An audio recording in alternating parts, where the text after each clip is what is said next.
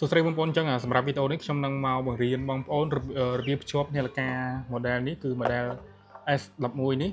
អញ្ចឹងមុនពេលដែលបងប្អូនអរគ្នាភ្ជាប់គឺបងប្អូនត្រូវ download app នេះមួយសិន app នេះគឺខ្ញុំបង្ហាញឲ្យបងប្អូនអរគ្នាមើលអាច download បានទាំង Play Store និង App Store បន្ទាប់មកនាឡិកាគឺបងប្អូនយកទៅដល់គឺត្រូវសាកថ្មវាពេញសិនហើយសម្រាប់ការសាកថ្មបងប្អូនគ្រាន់តែយកនាឡិកាដាក់ពីលើខ្សែសាកមកវាចូលហើយសាកទុកវាមកពេញសិនទៅហើយសម្រាប់ការបើកនាឡិកាគឺបងប្អូនអាចចុចប៊ូតុងវែងនេះសង្កត់វាឲ្យយូរមកវានឹងឡើងហើយ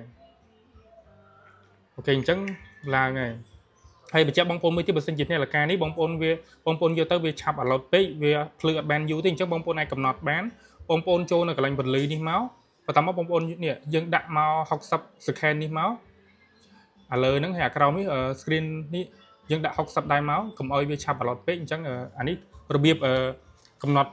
អេក្រង់វាកុំឲ្យឆាប់អាឡូតអញ្ចឹងបន្ទាប់ពីបងប្អូនធ្វើការ download app នេះហើយបន្ទាប់មកបងប្អូនចុច app បើក app នេះមកអូខេ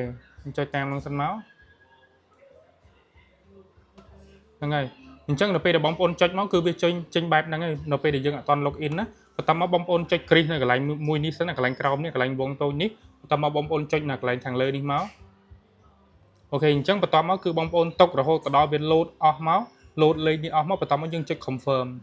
យើងមិនបាច់ដាក់ email ដាក់អីញញ៉ាយច្រើនទេមើលតាមនឹងទៅបន្ទាប់មកបងប្អូនចុច confirm ទៀតអូខេនៅកន្លែងនេះយើងមិនចាំបាច់កំណត់អីក៏បានដែរបងប្អូនចុចពាក្យ confirm នៅត្រង់កន្លែងលើនេះទៀតមកចុចកន្លែងនេះអូខេអញ្ចឹងវា load មកអញ្ចឹងអីទេបងប្អូនចុច clear វាចោលយើងចូលមកកន្លែង app នេះដដែលមកបន្ទាប់មកបងប្អូនចុចនៅកន្លែងរូបមនុស្សនេះមកបន្ទាប់មកបងប្អូនយកពាក្យថា search device នេះណា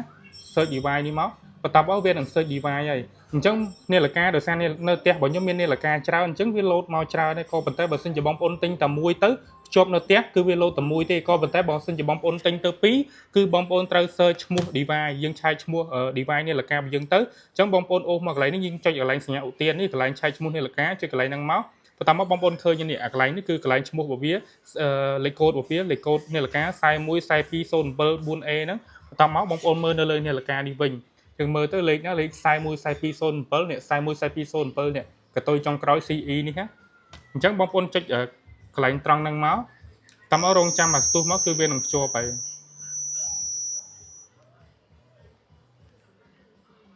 អញ្ចឹងបងប្អូនរងចាំតិចទៅវាជាប់ហើយ